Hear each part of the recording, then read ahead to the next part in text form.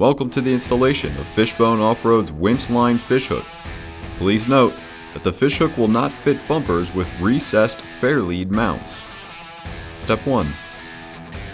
Remove any fair leads currently installed on your bumper. If needed, disconnect your winch hook. Step 2. Slide your synthetic rope through the fishhook's cable slot, followed by your winch's fair lead. Holding the two parts together, place them up to your bumper and into place using the two included bolts, led by a flat washer.